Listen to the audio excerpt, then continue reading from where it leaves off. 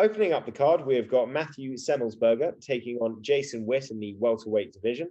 Matthew Semmelsberger, the younger man, the less experienced man, coming in at 7-2 against Jason Witt coming in at 18-6.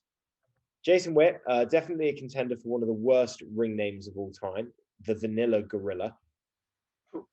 It works when Chase Sherman uses it, because Chase Sherman's a heavyweight. He is a gorilla. It's terrible. The fact that it's not even original makes it worse. Jason Witt, it's not started brilliantly. It's not gone brilliantly for him in the UFC. I'm going youth over experience in this one. I think 34 is quite old for the welterweight division. Jason Witt's already lost to guys like Sato. And I just think Semmelsberger, I've not really seen anything of him before, but I think the younger man gets it done. Decision win for Semmelsberger. Yeah, I agree. I thought Semmelsberger looked okay against Carlton Minus. I'm going Semmelsberger by decision as well. Take your punt, Sly. Oh, he hasn't taken himself off mute. Sorry, guys. You're right, bud. You're right. It happened a few times. Yeah, I'm going to go for exactly the same thing as you. I think Semmelsberger is going to win by decision.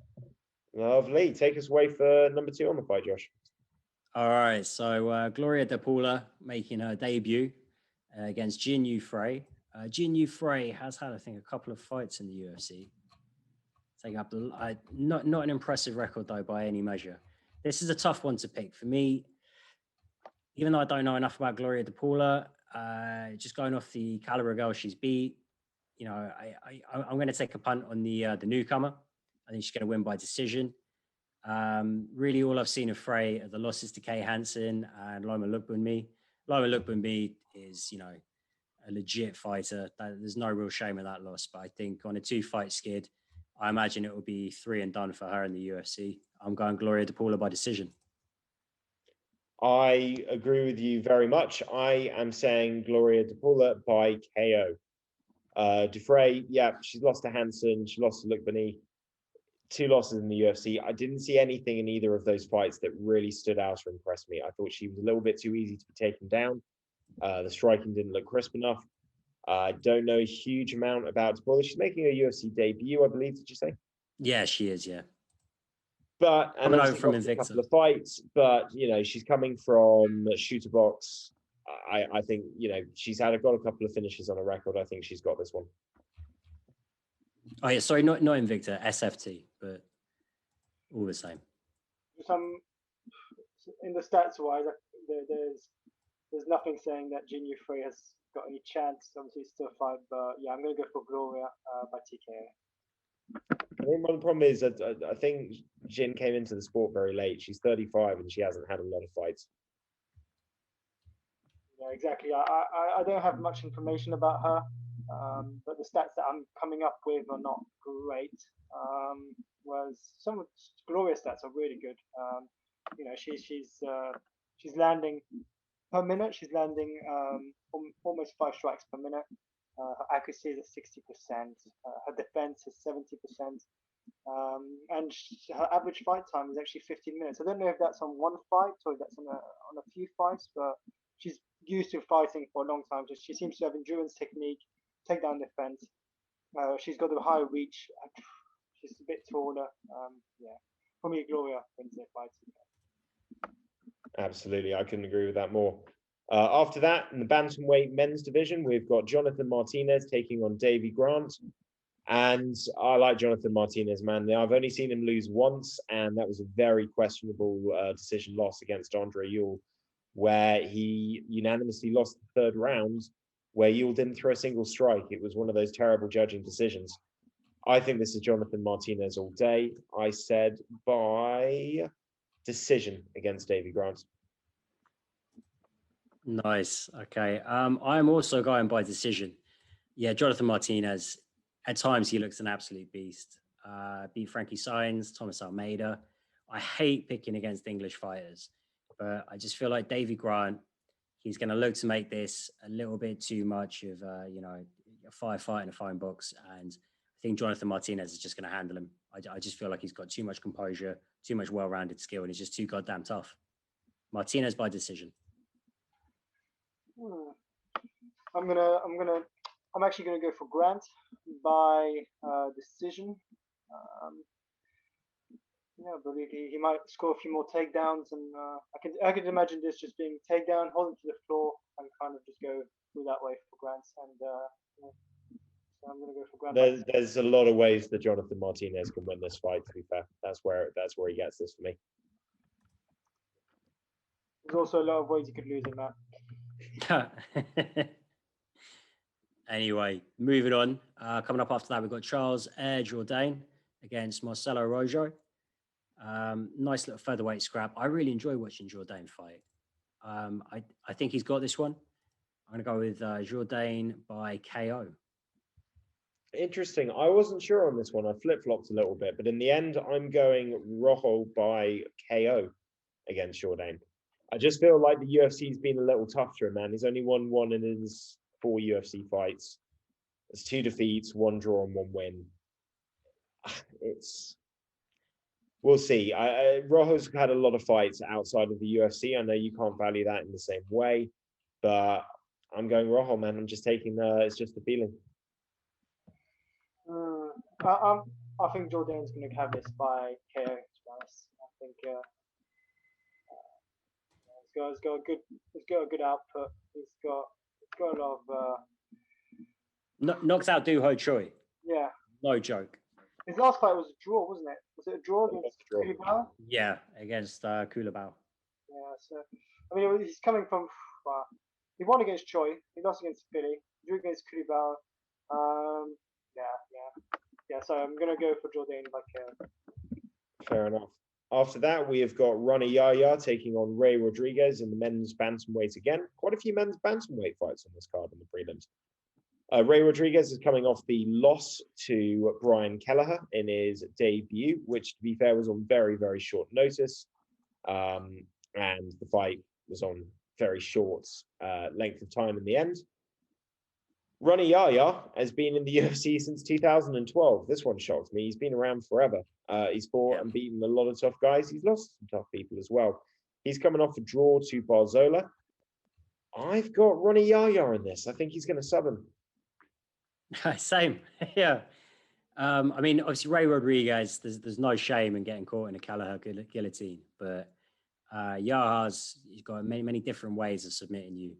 And I just don't like this fight for Ray. I think Ray came in as a late replacement, if I'm not wrong. Very late replacement. It was the fight where Kelleher lost 2 opponents in the space of like 2 days. Oh no, I mean for this fight.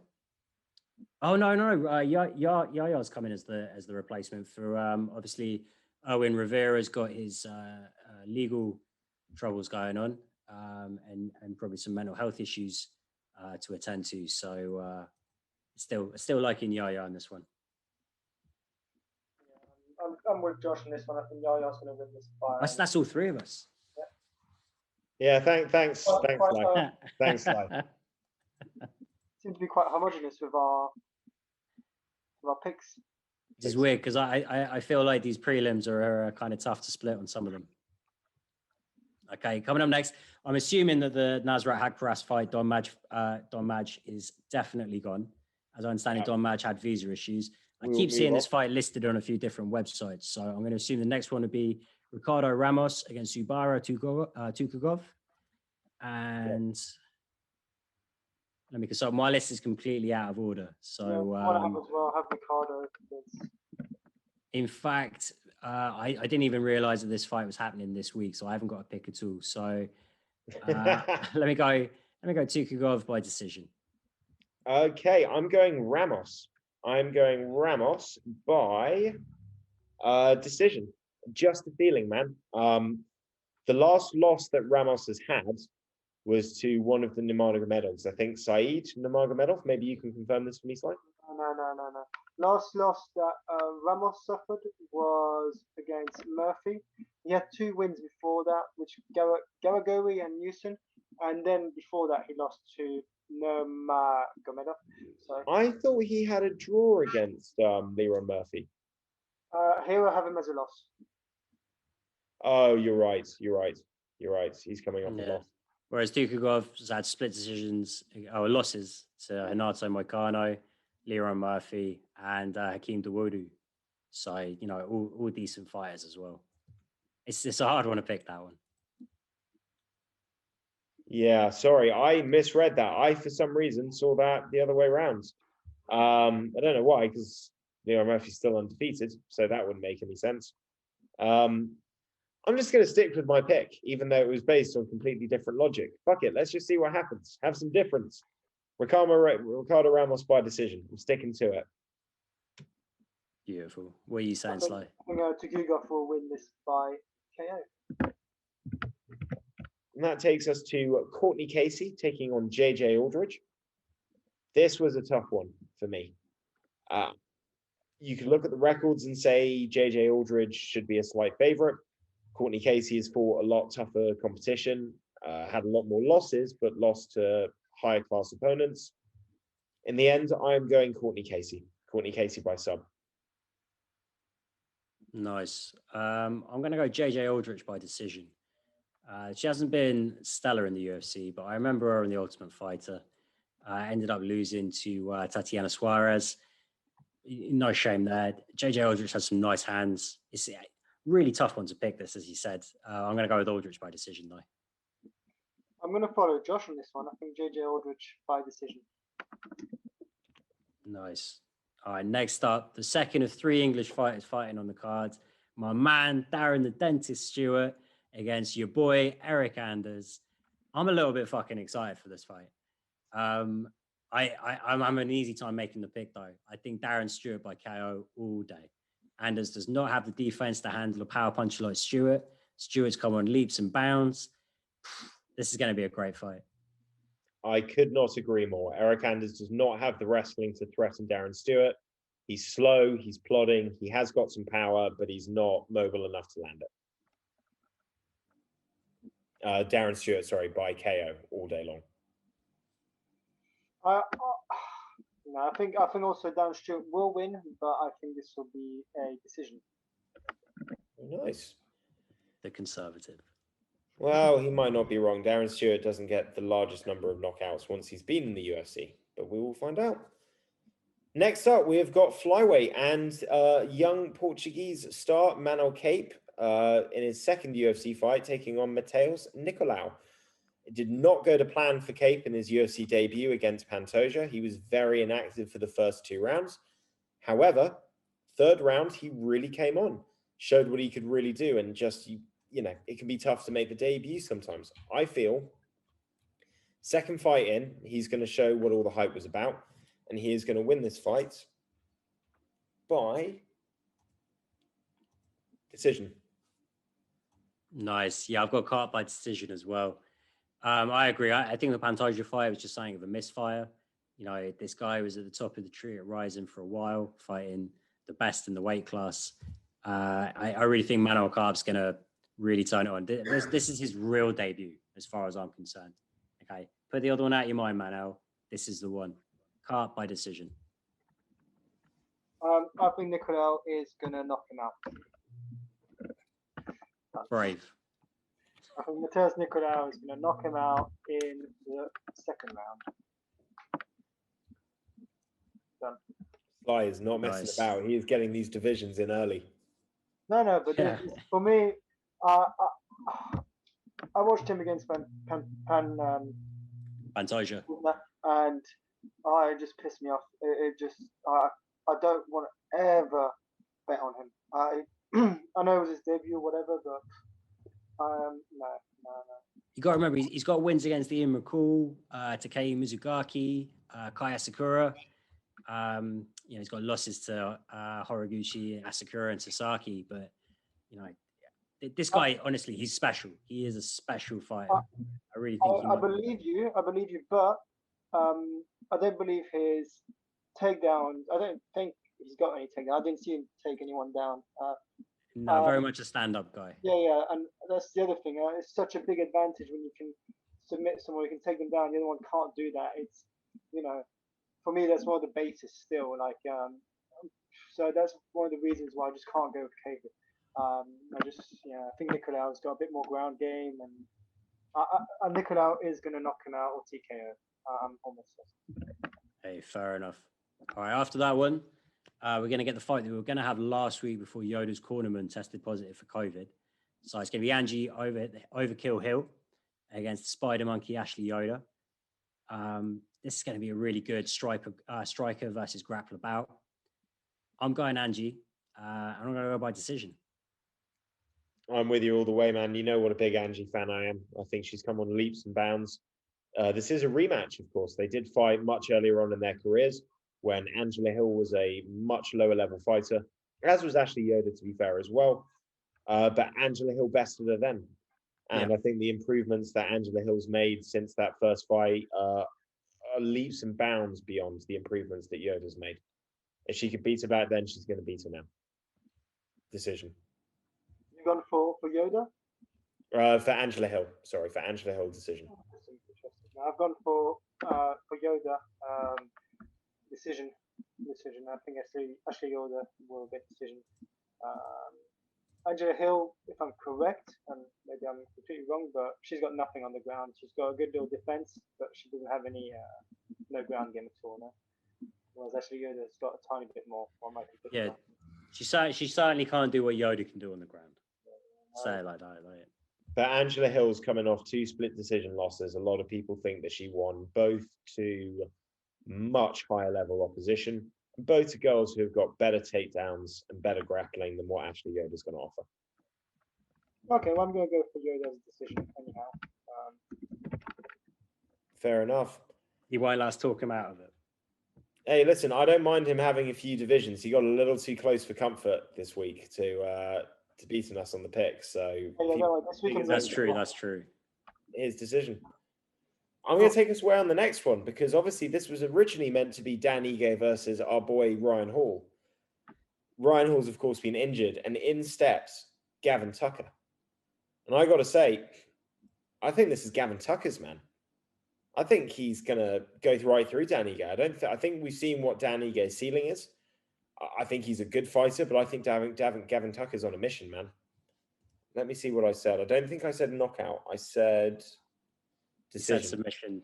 Decision. Okay. Yeah, I think Ige's a tough bastard, man. You know, Calvin Kattar couldn't put him away. Barbosa couldn't put him away. I don't see Tucker taking him out inside of 3. But I see him taking him for 3. You're killing me. This was supposed to be my sleeper pick. This was supposed to be the one where I was going to separate myself from you and Sly and win the whole thing again. Yeah, I went Gavin Tucker too. I see it the same way you do. I think Gavin Tucker is a bad matchup for Dan Ige. He is tough as all hell. I am going to go with a submission though. If it comes down to the head-to-head like that, hopefully I'll still get the nod here. We'll see. I'm going to go for Tucker by decision. Good pick. It's nice. Sorry, Dan. I love Dan Ige, but sorry, can I change that? I'm going to go for Tucker by TKO submission, probably. Yeah, it won't go. Why not? Have some variation. Sorry. Yeah. Last minute change there. Yeah, I think Dan Ige's got all the heart in the world. I just think, I don't know if he's big enough for the division. I don't know if he's got enough skills. I think he's a very high IQ fighter, but I don't think he's got the physical traits needed to get past Tucker. Yeah, and Tucker's a big boy as well. Goddamn. Never mind sleeper pick. Well, I don't know. This next one split me quite good. We've got the big boys coming up after that. Ben Rothwell against Felipe Linz. Ben Rothwell, for me, when I think about it, really should win this fight. That being said, he's in the twilight of his career now. He hasn't looked impressive for a while. I think his last kind of like really good big win would have been Josh Barnett. Since then he had the split decision win against OSP, with OSP making his heavyweight debut. And obviously a win against Stefan Struve. No disrespect to Struve, but he's not what I consider a top level fighter. Felipe Linz, on the other hand, won the PFL, I believe, heavyweight tournament a couple of years ago. Yeah, PFL 2018. And, he's come in, he's lost his first 2 fights to Andrei Arlovski and Tanner Boser. I just feel like Linz is going to be looking to bounce back in a big way. I really feel like he's fighting for his UFC career here. And Ben Rothwell is like the perfect opponent for this. So I'm going to go with Linz by decision. I feel Rothwell will make it too much of a cagey fight to leave himself open to a knockout. Decision's the one. Yeah. In my notes, I've got written, who the fuck knows? I don't know which way this is going to go. Both guys are coming off a loss. The thing that worries me with Linz, it's not like he's young. I know there's young in heavyweight is different from young for everyone else, but he's still 35. He hasn't looked great in his 2 fights in the UFC. I know it's against tough opposition. And I know that Ben Rothwell was over the hill 5 years ago. And I mean, he's beyond the hill and he's over the hill and far away at this point, to quote a Led Zeppelin song. I just think you can't really knock him out. He's such a fucking big unit. And although he does get tired, I think he's going to get this done. I'm going to say Rothwell by decision. Give us that division. I hate the idea that Ben Rothwell could carry my opportunity to either win or lose this picks episode. But I'm staking that. I'm staking my difference. I think this could be a good fight, to be honest. I think it'll be a good fight if they don't both gas out after 10 minutes and even last round of just slug. But I don't think I'll get that far. I think Rothwell will win by KO, probably first or second round. Just experience, really, just having been in the ring that many more times. If he's not, what Josh calls it, punch drunk? Is that what you use it? Punch drunk. Punch drunk, yeah. A little punchy. So you're going for Rothwell, did you say? Rothwell KO. Rothwell KO, good pick. Right, and that takes us to the co-main event. We've got Misha Serkinov taking on Ryan Spann. And I've been seesawing on this one. I look at Misha Serkinov, I think more mobile, more athletic, a bit quicker, great ground game, good takedowns. But Ryan Spann, he's tall, he's long, he can do a little bit of everything. Both guys did lose to Johnny Walker, but I certainly thought Ryan Spann had the better showing of himself against Johnny Walker. I thought he really just lost that fight with bad fight IQ more than anything else. In the end, I'm going to go with the younger guy. I'm going Ryan Spann by decision. Nice. Okay. We've got a lot of differences on the main card then, so that's going to make for an entertaining episode next week. Misha Serkinov, for me, is a guy that's always kind of failed to deliver on all the promise.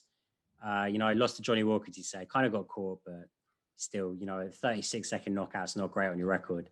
He has submitted Jimmy Crute, Patrick Cummins, Ion Kutalaba, Nikita Krylov, Alex Nicholson, the Spartan, if you remember him. This guy can submit anyone on his day. So I want to go with Misha by submission for this one. I just feel like Ryan Spann is probably not high level enough to ruin Misha's night. I completely agree with Josh. So yeah, Misha for me by submission as well.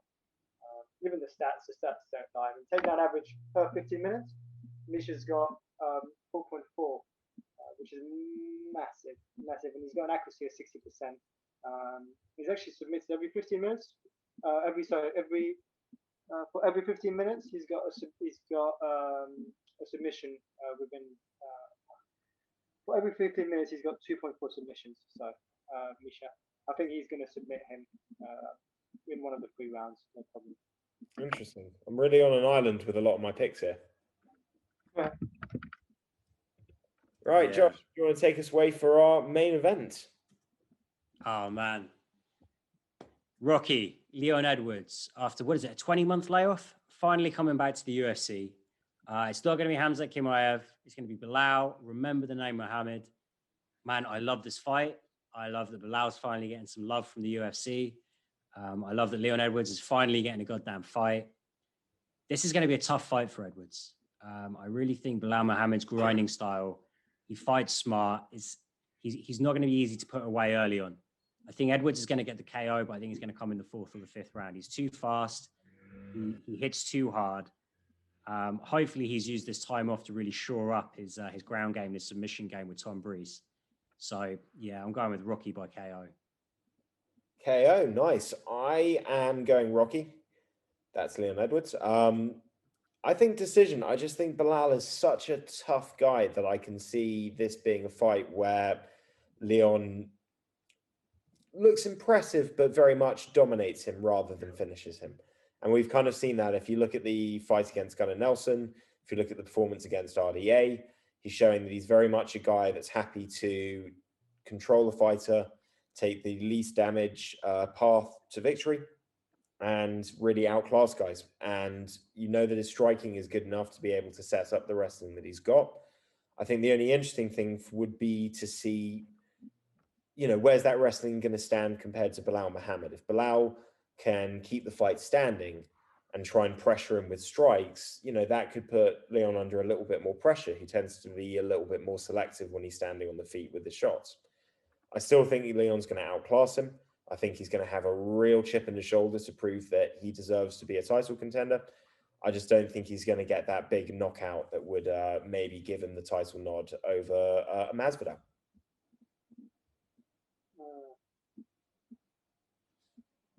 So yeah, I think you're right, Matt. I think you're right. I mean, personally on this fight, I think Leon should get this by decision as well. I'm gonna go with that. God, it's crazy. Leon Edwards' average fight time is 15.16 minutes. His average fight time is more than 3 rounds. It's quite experienced. Yeah, a lot of main events for Leon, or a lot of 5-rounders. Bear in mind as well, that's including the fact that one of his wins is a 7-second knockout. Wow. Yeah, that's saying a lot. Take that into consideration. That's massive. Listen, the cool thing, let's just talk about Rocky here for a sec. The really exciting thing, the thing that should be exciting for British fans of MMA is that most of the time when we've had prospects, we've had guys that are either very good jiu-jitsu fighters or very good strikers, but almost always get to a level where they just get taken down by more experienced and more conditioned wrestlers coming away from Russia, other parts of the world, particularly North America.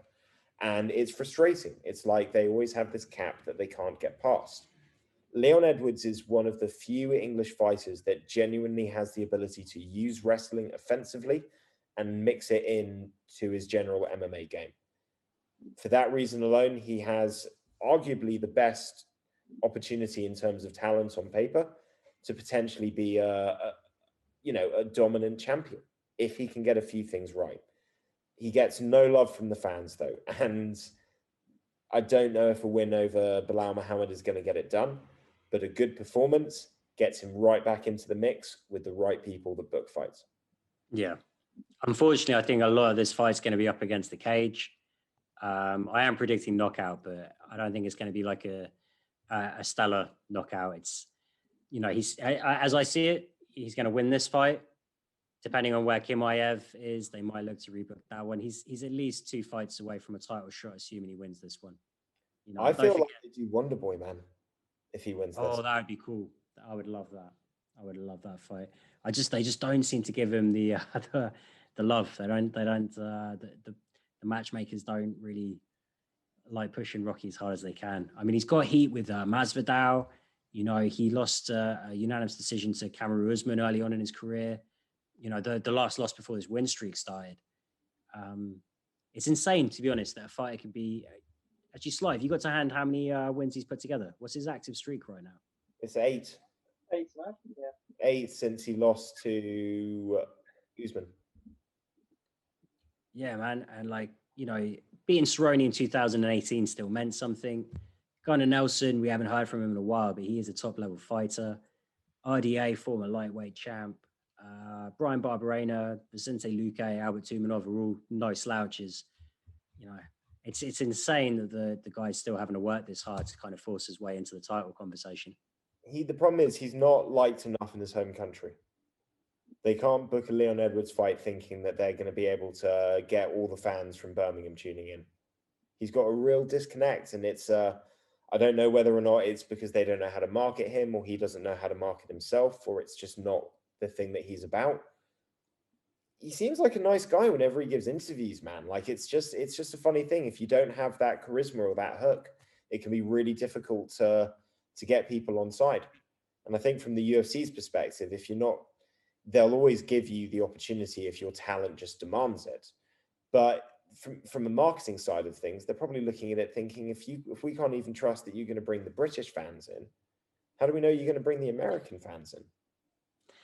It's a fair point, but still, it bothers me that you can have that kind of win streak and still be ranked. What is he, number 7?